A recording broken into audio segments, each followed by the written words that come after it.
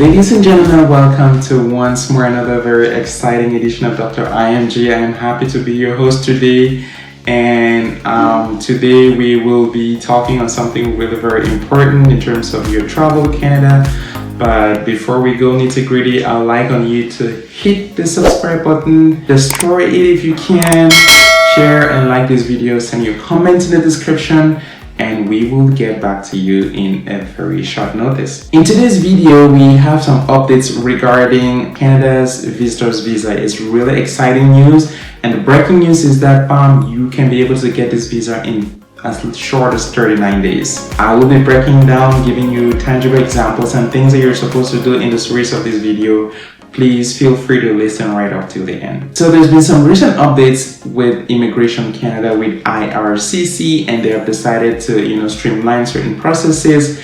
They've chosen other system and pathways to help them break down certain criteria, to analyze to see if you already meet certain travel criteria, to examine your documents for completion. And so with all these streamlined processes put together, you are able to get your visitor visa today in 39 days. If you look at the processing time online, there is some stuff there. Sometimes it was going to show like 300 days, 150 days, based on what country or where you're located in the world. But for the most part now, that is changing, and you can get it in a record time of 39 days, which is really exciting. And I will be breaking lots of those details within this video, so stay tuned. I will be sharing with you how you can literally go step by step in obtaining your visitor visa for North America, for Canada, in 39 days. Yes, there's been some changes that have occurred, but even for those who have had refusals in the past, up to 2-3,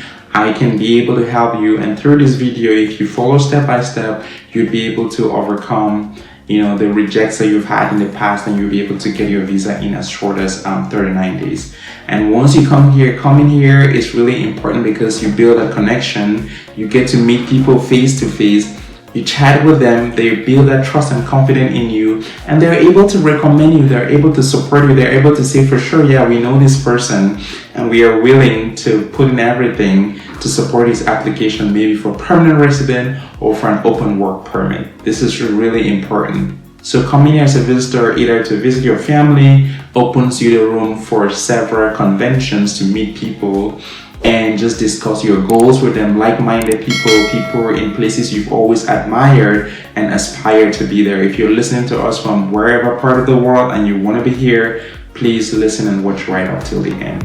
So in 2023, these important changes that have been implemented by the Canadian government are as follows. They have implemented new measures in expanding and expediting the process of visa application processing, which means you can now obtain your visa in a very short period of time. And the key to success lies in understanding the reason for those who have had reject, why that reject was actually there, and taking appropriate steps to address these issues that were reported to you. Because at the end of every visa reject, there is always a document that the Immigration of Canada will send to you through email or through your account to tell you why it was a reject. If it's a pass, they will still send you an email to tell you to submit your passport for stamping. So once they send you that letter, there's always points on it that they will explain to you why people get reject. And I'm going to take 2 cases of people that I've worked with in the past,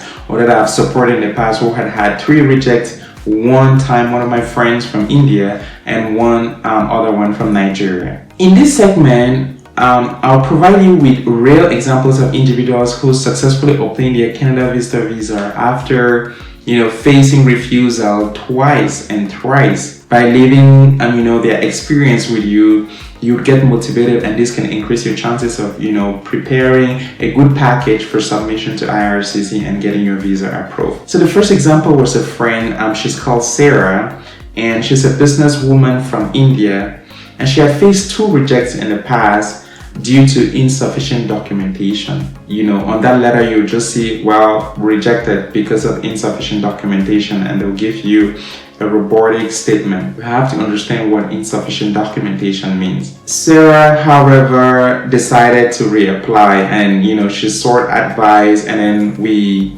our parts came together and we started talking about it, and we provided her all the necessary assistance that she needed with preparing the right documentation for her application.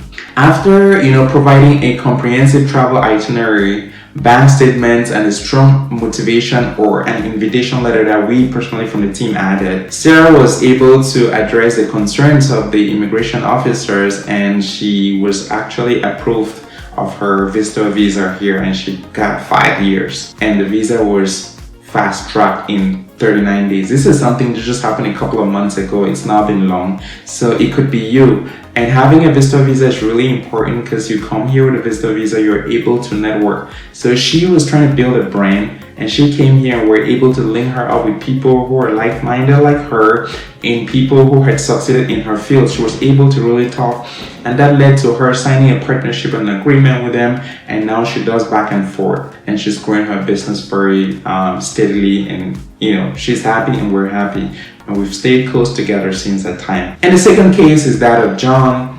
So John is an aspiring student from Nigeria, and John has some family here in Canada, and he's previously been rejected 3 times because he was happy. He thought, oh, I have family in Canada, so I can't be rejected. And he had 3 rejects, and the reason that the immigration officer rejected John's application was that John lacked appropriate ties to their home countries, which is really phenomenal, right? So we helped John. We were able to put together again invitation letter and a bunch of other documents to prove that John had great ties with the home country. To overcome this, we asked John to gather additional evidence such as property ownership documents, letters of employees, because he didn't even submit any of those whereas he had been working, and also a well-drafted personal statement explaining his motivation and the fact that he was really willing to return to his home country after he came here, and explain the reason why he was going to come here. He was intending to pursue his PhD, although he had already had a master's and was out of school and working for a while. So the team here was also able to provide some supporting documents and some letters, and potentially to meet potential supervisors which we were going to help link him up with. And John was able to have this visitor visa in a record 40 days after having applied for 3 times and had been rejected. So now these things. We've covered the latest updates and provided real examples. So let's discuss some additional tips that can help you in your Canada visitor visa application process. The first one is thorough review of the Government of Canada's official website. If you're applying for a visitor visa, go to the government's website in terms of that visa and where you're applying for, and see the conditions that apply. Different countries have different conditions and different documentations that they're supposed to provide once they apply. So please, it is your duty to do this due diligence and do your homework. Make sure you know exactly what documents you're supposed to provide as a base document, because there's an initial screening, just document check for completion. If yours are not completed, no immigration officer is even going to look at what you've submitted.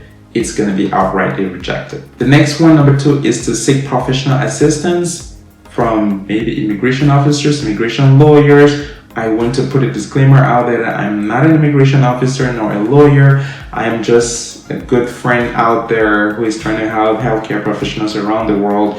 And number 3 is to ensure all your documents are complete, accurate, well organized.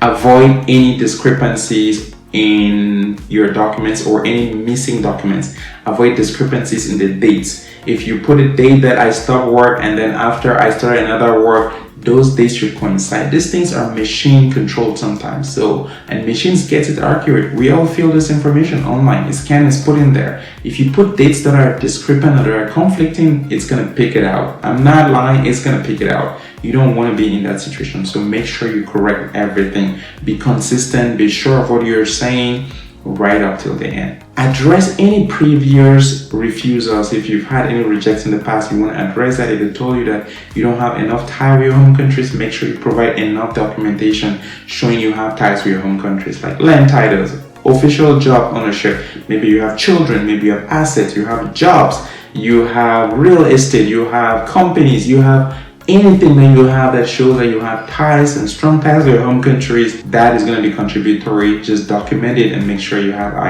IRCC. Read and be aware of that. So remember that each visitor visa application is unique and it's essential to tailor your application to your specific circumstance. So by following the advice that we've just given out and learning from, your own real experience and experience of other people, you would narrow your chances of actually being rejected from a visa application, and you will actually get that particular visa application. That's all for today's video on the latest updates regarding the Canada visitor visa process in 2023. We hope that you find this information informative and useful. Let the audience know what you've gone through or what you're going through. And if you have any questions, please let us know as well. We're more than happy to answer you. Don't forget to like, share, and subscribe on our channel. And until then, bye.